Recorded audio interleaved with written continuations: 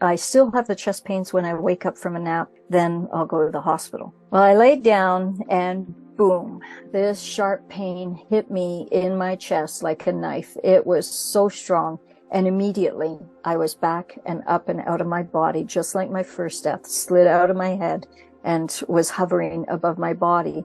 Only this death, the second death, this big brown bird came in and swooped down and grabbed me by the back and lifted me up out of my bedroom, out of the house. And now we're going up into the sky. And I remember looking down and watching Earth getting smaller and smaller. And we started to go into the clouds.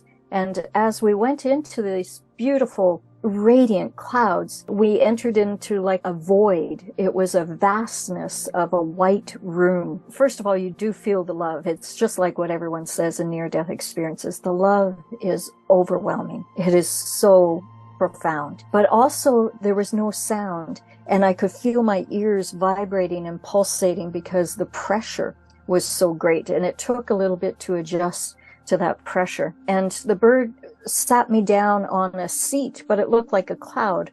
And I remember looking down at this cloud-like chair and thinking, wow, like I can feel the love coming up through the chair and into me.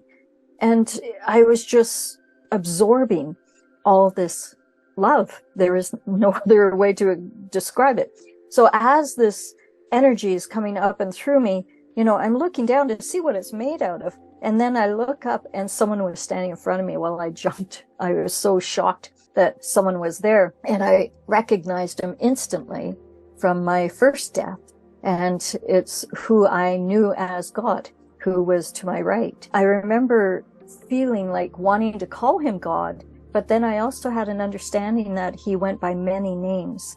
And it was like I was being downloaded with so many names, and they were just a line up, like a litany of names. And so I asked him, what name do I call you? And he said, it matters less the name that you call me as long as you call my name. You know, it doesn't matter what you call spirit, whether you call him grandfather spirit, God, Buddha, Allah, whatever name you have for this beautiful spirit that is guiding you. It matters more that you speak with them and that you call in the energy on a daily basis and just connect with them. So I realized in the conversation with God that God is creative, actually, because what I was downloaded with was I could see how all spiritual practices, all religions, they all are with the motive to bring every one of us together to the very same point. And that point is called the spirit song. And the spirit song is a vibration. It is where sound and music is combined, and it creates a vibration that brings us all together in the spirit of love. Now it's going to begin. We're going to talk about my abortion, aren't we? So before I knew it, I actually was sitting in front of this semicircle table, and I was in the center facing the semicircle table, and God was opposite me with elders. There were 12 elders sitting at the table beside him. So God introduced them all and said, this is a council of men. And I remember thinking, man, well, where are all the women? You know, I mean, that was my first thought. And they all started to chuckle. And I realized, right, yeah, they can hear my thoughts. So anyways, all the communication was through thought to thought, right? You didn't have to actually speak. Anyways, I said, where are all the women? And they said, oh, there's much female, feminine energy around you here. In fact, it's all around you.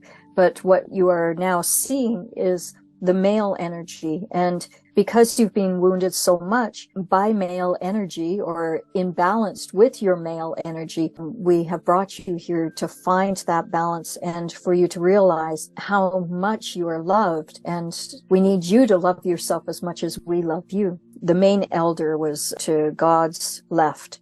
And so he was telling me, we're very glad that you didn't commit, because there were many times in my life that I had thought about. And they said, when a soul creates an abrupt break or fracture in the matrix, and then when you create this fracture, you end up being in an endless loop. And it takes a lot of time, a lot of energy to actually move yourself out of there, because there are two routes that a suicidal soul will take once they've committed suicide. The first is to go directly to the white void, which we know is heaven. And when they get to the white void, they do what I did, was a life review. You get to speak with spirit, perhaps the council of men or your spirit guides or your loved ones that have passed. And you resolve a lot of issues, a lot of things that you thought were real, but ended up being not so real. And there's a greater understanding, especially through the life review. That is profound. So I came out of that hologram. I hit the chair so fast, I bounced off, and I was like, oh my God, I'm going to have children. I'm like going to have children.